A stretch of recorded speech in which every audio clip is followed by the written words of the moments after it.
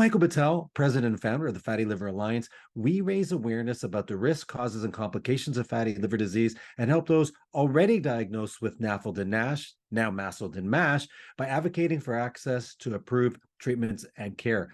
On today's podcast, we have the extreme privilege of speaking with Professor Jeffrey Lazarus, who's the head of the Health Systems Research Group at ISGlobal, an associate professor at the University of Barcelona, as well as a full professor at the CUNY Graduate School of Public Health and Health Policy in New York City.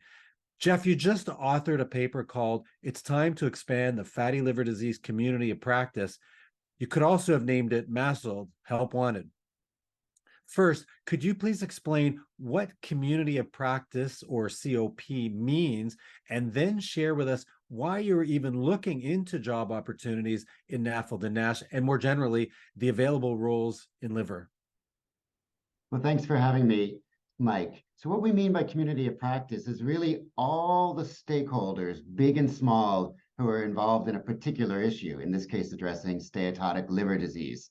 So we're talking about not just the liver specialists and nurses and allied healthcare professionals and everyone involved and that we're typically working with within the liver space, but everyone in adjacent specialties, other comorbidities like diabetes, obesity, but also going much, much further. And the community of practice can really go as far as you want along the continuum of care to address the at-risk populations, to get those with the diseases diagnosed, linked to care, treated, and cared for. So community practice is a big umbrella for everyone working in the field of steatotic liver disease.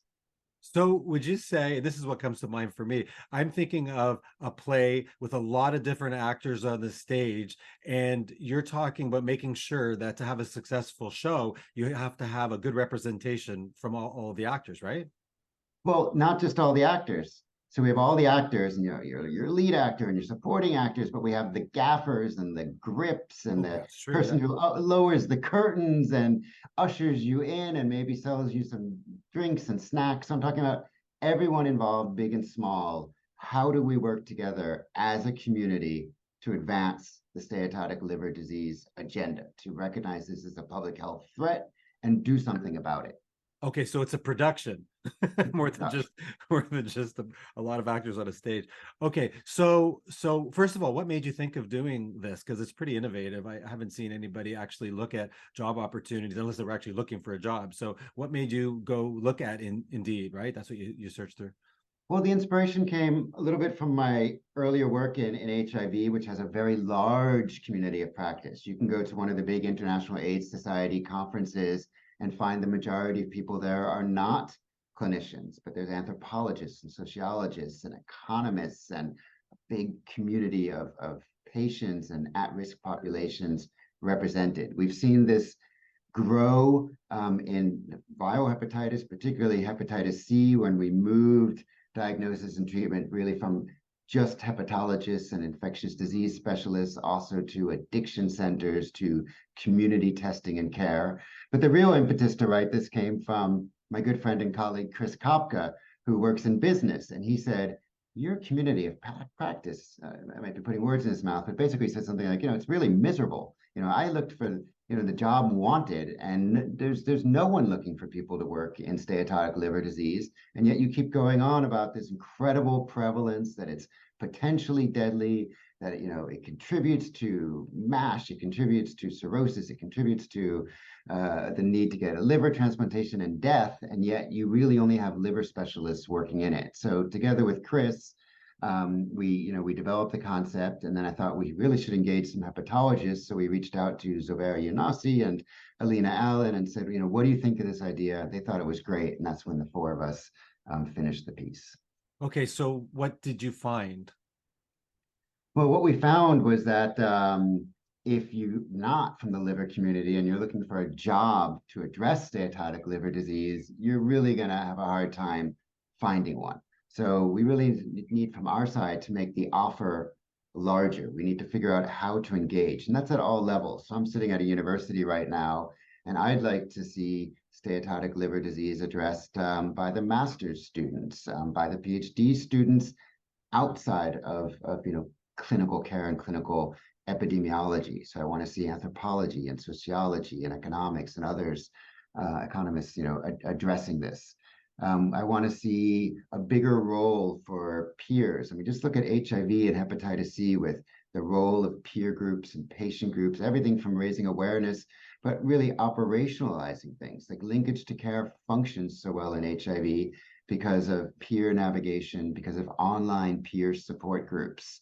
So, this is the kinds of things we need to change. So from our side, but also getting, governments, agencies to recognize that they're going to have to address steatotic liver disease by doing more than just relying on hepatology to address it. Yeah, so you're definitely focusing on the importance of multidisciplinary opportunities. That's really what it's coming down to, right?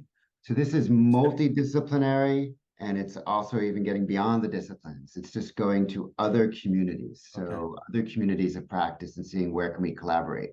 You look at large groups like the NCD Alliance, and you won't really see liver health represented. So there's some obvious places to go and get this on the agenda and build collaborations. We don't have to go to the most difficult disciplines. We can start, in the adjacent disciplines, like seeing this more addressed in endocrinology. You mentioned in the paper too the importance of transferring skills. That's one of the possible solutions early on, is to take people who are already doing something. You've mentioned a couple examples where you might be able to transfer those over. Is that right? Yeah, so transferring skills, let's take an easy one. Some non-invasive tests. We're going to start fibro scanning in the community as a part of a viral hepatitis project in Europe, where typically we would test for hepatitis B, test for hepatitis C, if positive, link them to care. Why don't we fibro scan as well? We don't need any doctors. It's not very difficult to learn. We had a training with EchoSense and we're doing it. With NIT skills, well, FIB4 really doesn't require any skills. It just requires clicking a button and having the will to do it. So we need to look at, what NITs are going to be easily transferable to endocrinology, to primary care, make sure we train them, raise awareness on the importance of using it, and start expanding that way. Okay, so what's the first thing we need to do, and who's going to take the horns on that one? Well, that's a good question. I'm hoping someone high up, like, our professional societies, ASLD, EASL, ALEN, APOSO, will really, play a leading role in this. And they are doing that to some extent, collaborating with diabetes organizations, obesity organizations, and the creation of the Healthy Livers, Healthy Lives coalition that I coordinate, and that, the four societies are represented on. That's an attempt to expand this community of practice.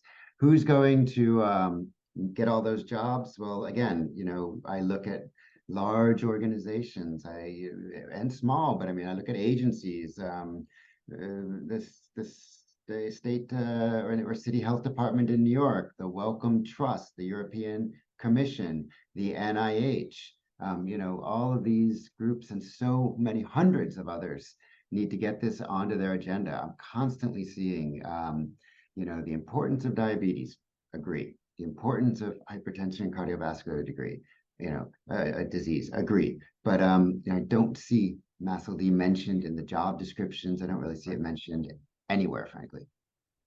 Okay, so final message. This is what we're going to share with people. What are you telling them? What do you want everybody to know? That we have a disease that's very serious, not in everyone, but we don't know who exactly, potentially deadly, with an incredible prevalence of more than 1 in 3 adults, and not enough people addressing it. We're going to need a bottom-up approach, but we're very much going to need a top-down approach to engage, as you put it, in a multidisciplinary fashion, many, many other people and communities, if we're going to really address steatotic liver disease as a public health threat. Well, thank you for your curiosity in looking into this and for sharing this with us today. And we will make sure to help get the word out. Thank you so much, Jeff. Thank you. Thanks for having me.